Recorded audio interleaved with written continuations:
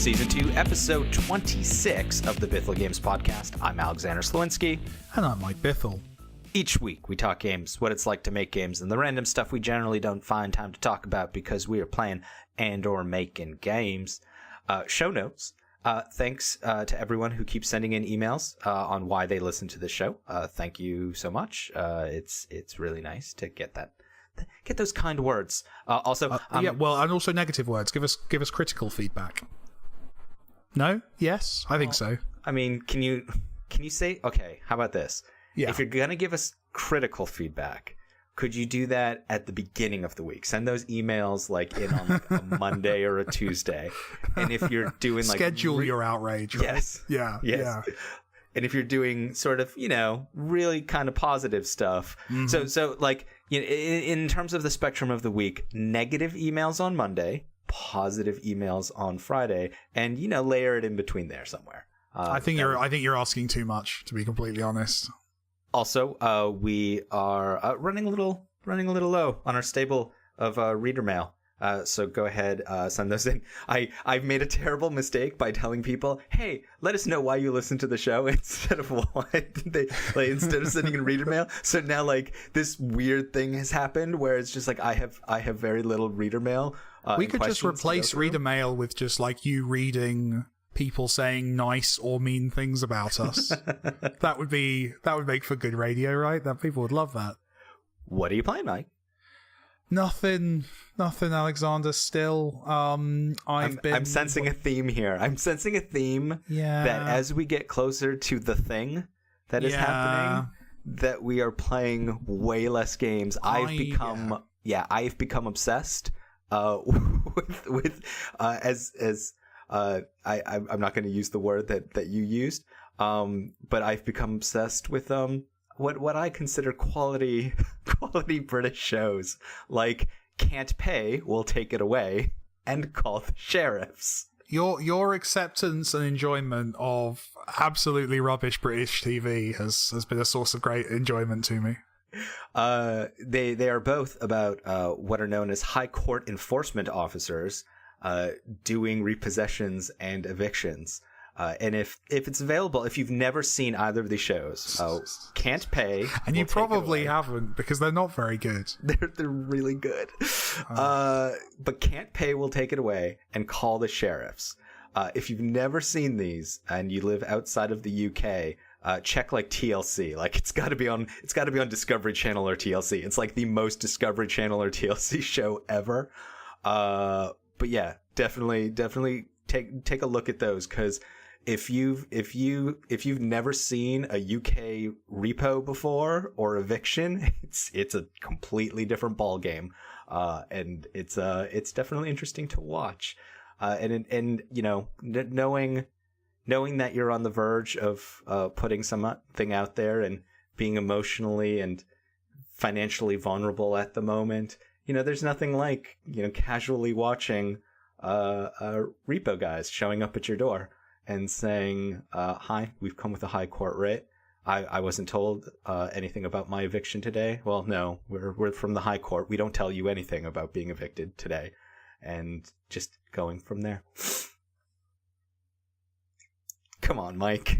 I'm just gonna let it hang. I'm trying to work out does you liking these shows make you a bad person? I'm not sure.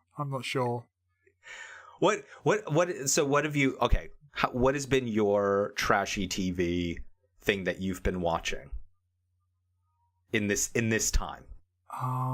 You know what? I've been watching a bit one of my things is I put on TV shows while I'm working overtime, just so I have background noise.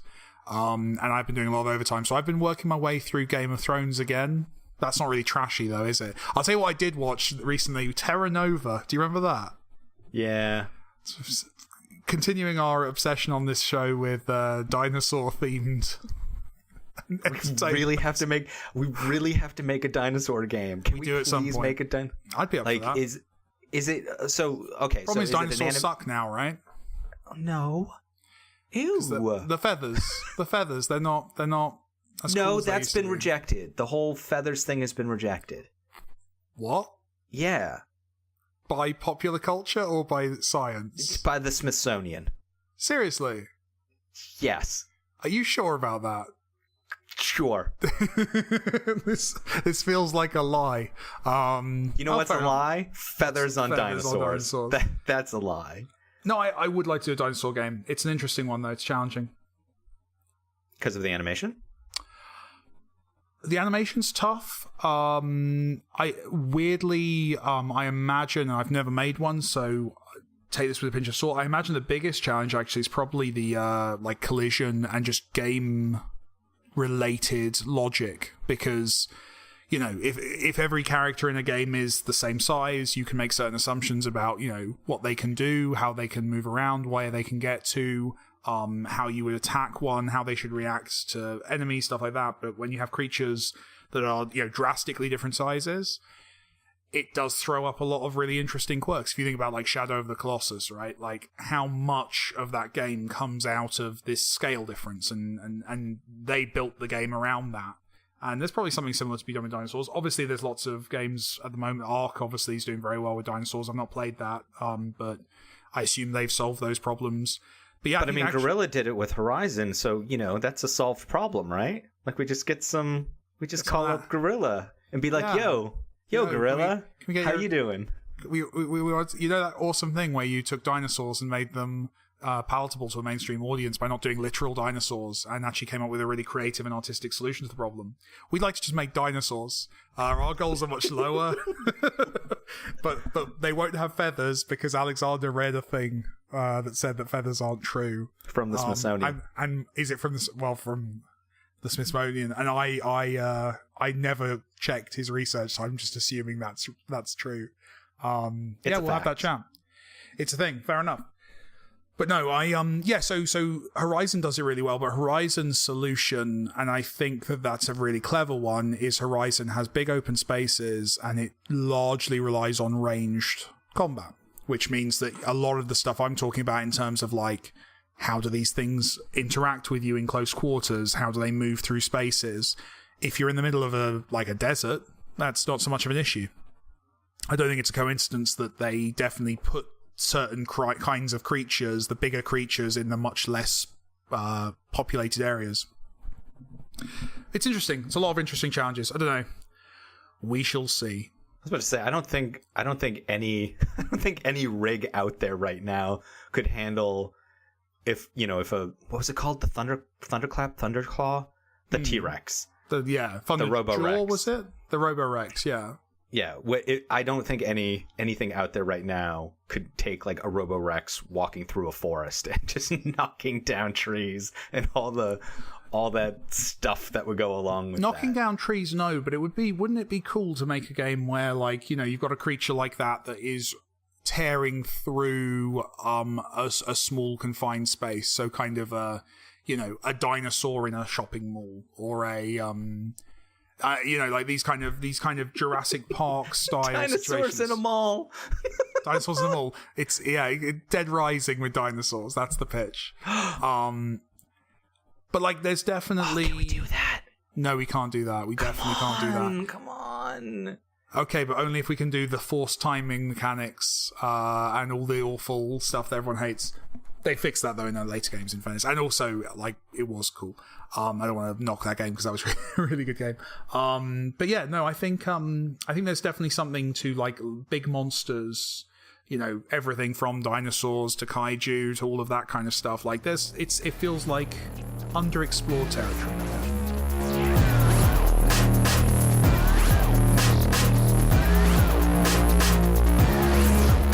Now it's time for what's going on at the studio, and what's going on at the studio is it's still we can't.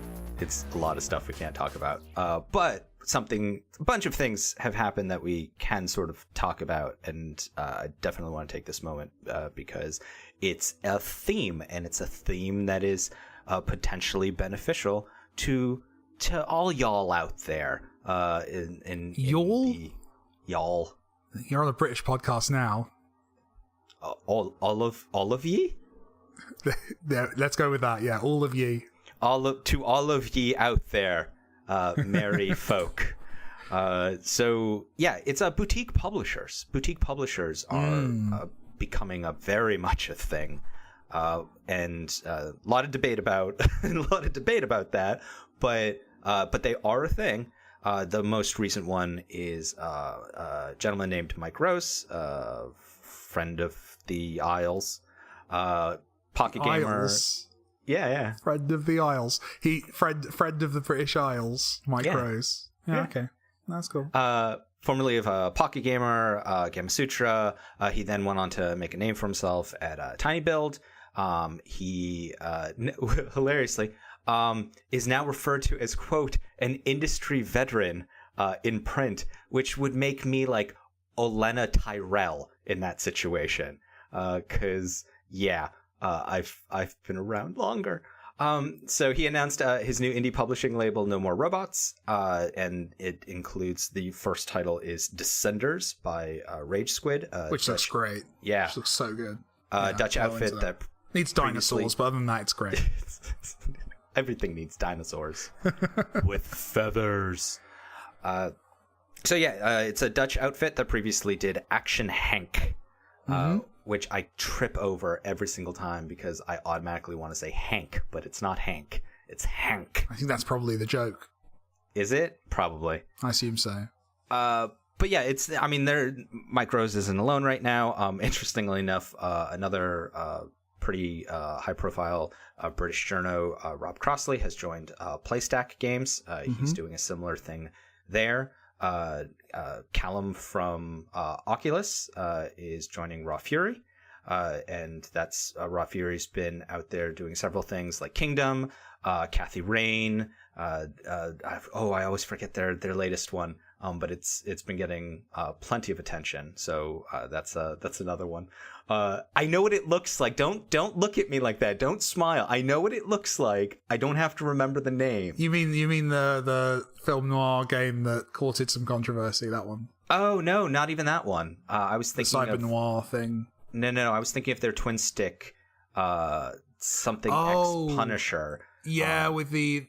Isn't it just like Punisher X or something? That's the problem, is that the iconography, like the here you go. It's got a trailer which is like a metal band. Just going for it. Yeah. But going for your graphic design nerdery, like the only thing I can remember of that name is the giant X. I can't remember. I can't remember the top of the screen. I can't remember the bottom of the screen, but I definitely remember That's the what X. People come to this podcast for, is informed debate and discussion of the video games industry. But yes, I'd almost argue that this is the era of the enthusiast publisher. A lot of small pockets with enough capital to put some money behind smaller projects. And how are you feeling about this? Because this wasn't a thing very many years ago. Yeah, I mean, it's a logical evolution, right? Because you had, back when Thomas Was Alone came out, that kind of era of like, it was, Braid and Super Meat Boy and that kind of moment. There was no perceived need for publishers because the platform holders were eager for anything they could get. There weren't many people making stuff. So you could basically rebel against publishers. But I think a lot of people who were maybe a bit more experienced or had worked in the industry before, while knew the pitfalls of working with publishers, also always knew that there was that thing that publishers did, right? They were useful. We had them for a reason. There was a reason for them. And I think what's happened as indie has become more and more populated and more people are doing it and making stuff, I think it's pretty natural for there now to be a need for marketing support, upfront finances, kind of the idea of an editorial kind of a process where an outside person is able to kind of give feedback and kind of shepherd games across the finish line. So to me, it's a natural kind of evolution. They're certainly well set up to do it. I think, if you look at the kind of the bigger publishers, often they're kind of weighed down by their success. They are either risk averse or they have, massively complex approval processes and lots of internal mechanisms that kind of would chew up a smaller game or smaller developer.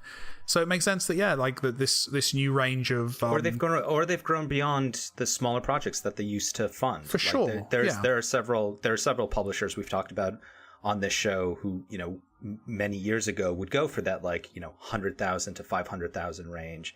And now, like, they won't touch anything that's under a couple million because and I think there's also investors have expectations. For sure. And there's also the smaller end. I mean, like, there's lots of indie games that are made for far, far less than 100,000, right? Like, and that's where I see these boutique kind of publishers doing really well is just supporting those projects that are small, 1 or 2 person projects. Everyone's working weekends and just getting out the door, but they need things, Thomas Was Alone could have really done with help with localization and QA on that game. If an indie publisher at that scale had existed back then that's maybe something I would have bit someone's hand off for. So I think there's a lot of opportunities. I think people need to go into these relationships with their eyes open. I think there are definitely downsides to these boutique publishers, but I think generally the trend's probably a good one. I think there's some people doing great work. Actually, hit up a couple of your concerns with the boutiques. Couple of my concerns. I think the biggest one for me, and you can actually see now, as the newer small publishers or small labels or whatever they're calling themselves, like as they come out of the woodwork, they're often actually now addressing this in their press releases. But I think one of the big historical problems with these smaller publishers is support. Is making sure that they are. I think in a lot of cases they've taken on a lot of games. That was the solution. Was okay. Indie games they fail. They do well. Let's get as many of them as we can signed up. And then as long as a few hit, we're fine. And I think the downside of that process for developers is if you happen to be making one of the games that doesn't do so well, you can be forgotten about. And there's definitely stories of developers who've, shipped a game that's, not the greatest game in the world, but decent.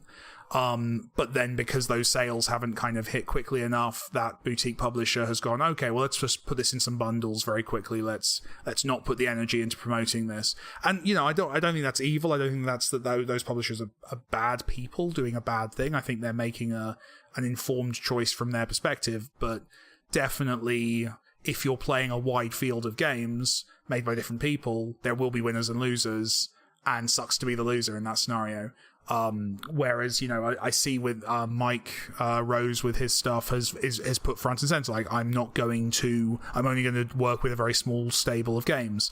And I imagine as a developer in that situation, that's something where you look at it and go, okay, he's taking this seriously. He's going to put the support in. And I see that with a few other publishers that are releasing, who are announcing kind of at the moment. That's the biggest fear I have. Is I think I do definitely see small games get picked up by a publisher, and I don't hear anything else about them. I hear kind of, a little bit at launch, and then they're in a bundle 2 months later, and you just think, well, that's not necessarily the best option for that developer for that game, But maybe it's, I get why. I'm not trying to cast anyone as negative, but yeah, that would be my biggest concern. How about you? Anything that stands out to you as an issue with this? I mean, to me, the sort of biggest one is financial support. A publisher, in my mind, is still someone who is supposed to provide financing upfront.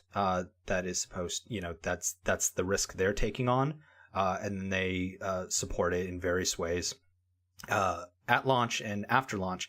And it's interesting because several years ago, maybe even a half decade ago, there was this weird kind of moment where you started seeing a bunch of PR firms and marketing, mostly PR firms, that kind of saw the writing on the wall of what was happening in their industry, getting involved in publishing, and that publishing ended up being pretty much a piece of the back end of several of games. By doing marketing, essentially marketing promotion and PR promotion, the stuff that normally they would get paid upfront for, now they were defining themselves as a publisher and getting a piece of the back end, and potentially, placing that, doing that same kind of bet and deciding, with the risk, if they were, looking at a game and it's like, okay, there's no way that these people can afford us upfront, but maybe we can get a certain percentage on the back end. Yeah. And for some PR firms that worked out pretty well. And yeah, this is kind of another twist on that, where at the time and even up until sort of recently, you didn't really have something. You didn't have boutique publishers. Like they would either be a marketing firm that got into like publishing, or they were a PR firm that got into publishing. There wasn't necessarily like this mini publisher concept. And again, as Mike mentioned earlier, depending on the numbers, and especially at the under 100,000 rate, there's math in there. Like it is possible like to have something that does moderately well, and the publisher gets their money back, continues to receive revenue from it, continues to find revenue streams for it. And by finding that, they may very well turn around to the developer and say like, hey, that right of first refusal on a sequel, yeah, we're gonna use that option. I think it's a Jim Sterling quote, that the idea that that it's not enough for big game publishers to make good money, they want to make all the money.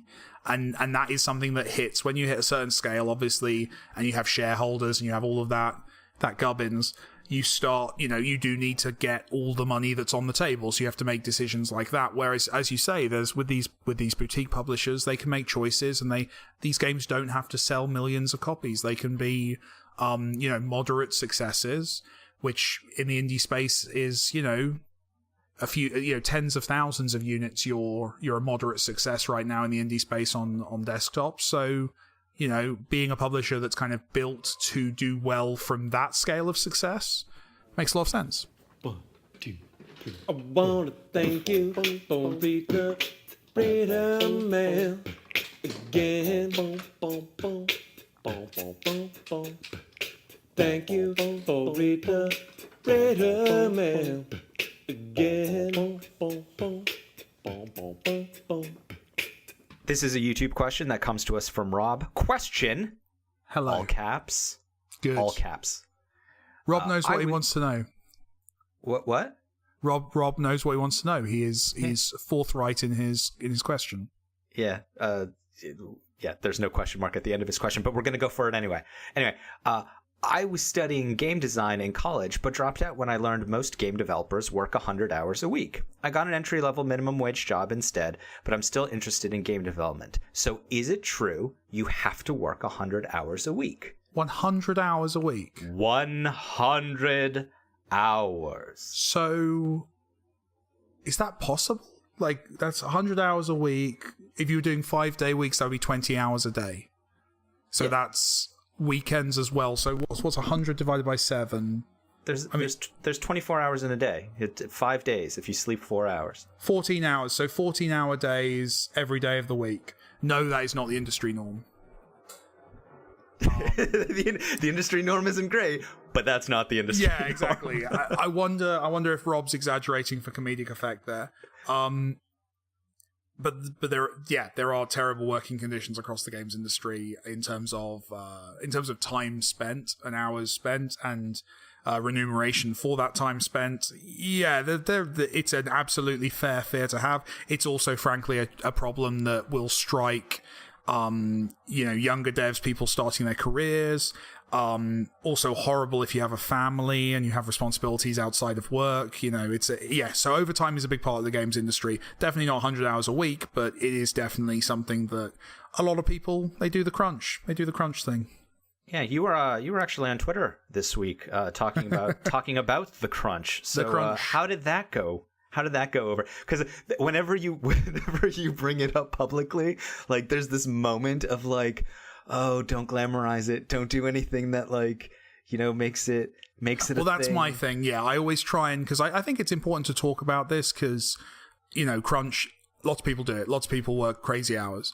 I do. I probably work too many hours just generally. But yes, at this moment in time, we're both, as I'm sure people are picking up on the subtext, we are at a very kind of important moment on something. So some things, yeah, exactly, plural. So I am crunching. I'm working about 16-hour days right now. Took a day off earlier in the week, but I'm now back to my back to crunch. But yeah, it's not glamorous. It's not fun. It's great. I enjoy working. I love my work, but it does wear you out. And over sustained periods, the work gets worse and you achieve less. So right now, I'm doing kind of 2 or 3 crazy busy days followed by a lazy day, and that's getting me through deadlines quicker. Because that's what I need to do right now. It's bad. It demonstrates, frankly, a failure in my planning that I've put myself in this position. But it's one thing that I think is important to say is we don't have any of our staff crunching. I'm the only one crunching, and it's my company with my name on it. So the relationship is different to being an employee. As someone who's done overtime for other people, it's a very different thing for me to do overtime when it is, my company on the line.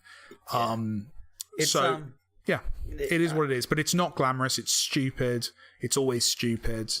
But it's of absolutely fair criticism and fear of going into the industry. Yeah, and it's still a thing that exists. This is still a relatively young industry with a relatively young workforce. And that typically allows for a system of abuse that wouldn't naturally occur in an older industry. It's also very elective industry, isn't it? It's very people who work in games you don't tend to accidentally get a job in video games. You tend to be aspirationally there because you want to be, and that also puts you in a position where people know they can take the mick a little bit. But yeah, it's unfortunately it's a reality of the industry right now. I hope that changes. I like to think that we're doing some stuff that we can to try and show that you can make games without causing stress to your staff. It's also across the industry. Like it's not just specifically in devs. Like, even on the I'm sure anyone doing games journalism right now is like laughing at this too, because they're working 60 to 80 hour weeks. Because web publishing never sleeps. You always have to require the beast. Same thing goes for YouTubers, right? Like, I'm sure YouTubers are doing crazy hours on their work. There's PR again. The PR folks I know, like crunch just as much as like other folks, especially when it comes to the major shows. And now because there's a major show like literally every 3 weeks, it was one thing when it was like, hey, let's make sure that we got everything together for GDC and E3, and now it's almost a full calendar. But it's like you said, this is an elective sort of industry, and I'm absolutely not making excuses for it. I'm just recognizing the sort of way the system currently stands, and we don't have enough pieces in place turning around and saying, no, like we work these hours and that's it, because it's aspirational. And I think if you own a studio, it's okay to work crazy hours. Like, I think I don't think it's in the best interest, but I don't think it's a morally dodgy thing to do. I would never ask any of our staff to do it, but I know I work long hours. I'm sure I always will. I don't think that's going to change. But I will work very hard to make it so my staff don't have to. That's what we all need to aim for. Yeah, I mean, that's a whole can of worms that we're not going to talk about today, but the entire idea of like, well, if you're working all those hours and people see you working all those hours, doesn't that psychologically make them work all of those hours? Well, no, I physically stop people from working. So, not physically. I should be clear. I don't physically you send them very stern Slack I send them gifts. Exactly. I've instructed people to go home many times. But it's something that I think we should fight against. But I think you also have to be honest about it. I don't think pretending that it doesn't happen helps either. I think we have to all be honest about what we're doing, and also talk about how we can, frankly, get better at time management, which definitely is the cause of this. Yeah, I mean, pretending that this is a 9-to-5er, like, that's not really the way it works. I think it's how it should work, and I think we can all aspire to it. And definitely in terms of the people who work for us, it's pretty much that. Like, most people working for us are working, except for those who elect that, no, I want to start my day later and therefore finish later, that kind of thing. But we don't push people past the reasonable hours, and I'm proud of that. Bithell Games, aspiring to 9 to 5. But you know what? The negative, because I hear what you're saying, and I've had arguments with prominent developers publicly about this.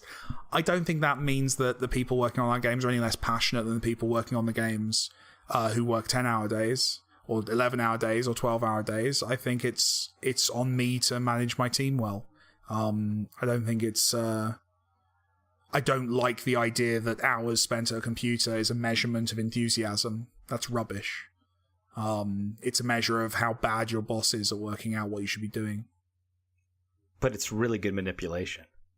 Oh, it's brilliant lie to tell your staff. Yeah, if you I've had it. I've genuinely had it. Of course you have, because it's brilliant manipulation. When I was working in other studios that will not be named, it was very much said. I can't remember why. I think I had to leave. I had to leave the office at 6 p.m. And someone literally said to me, "Oh, well, if you lack the enthusiasm to stick around and get this done over the evening, then fair enough, Mike." And it's all that passive aggressive nonsense, and it's rubbish. It's always the people in charge who are the ones who are going home early themselves. So yeah. Anyway, rant over. But yeah, overtime sucks. But let's keep being honest about having to do it when we do it, and talking about how we're improving the situation. So to answer your question, Rob, no, it's not true that you work. It's not 100 hours. No, it's not 100 hours kill a week. You like even that would burn you out so fast you wouldn't even stay in the industry. Like those are impossible hours to keep. But a normal 40-hour week, that's an interesting one, and we all strive for it with great enthusiasm. If you have a burning question about games, game development, or just about the complexities of the universe, you can send those questions to us via contact@bithellgames.com. That's contact@bithellgames.com, through the YouTube comments of this show, or on Twitter by pinging @MikeBithell or @Slawinski. Thanks for listening to this episode of the Bithell Games Podcast. We can always use your support, so please provide reviews and 5 stars on iTunes, likes and subscribes on YouTube, and positive reinforcement on whatever other platforms you're hearing this show on whenever possible. This podcast was produced by Jonathan Downin. We'll be back next week. I'm Alexander Slawinski. Thanks again, and get in the last word, Mike. Capsule.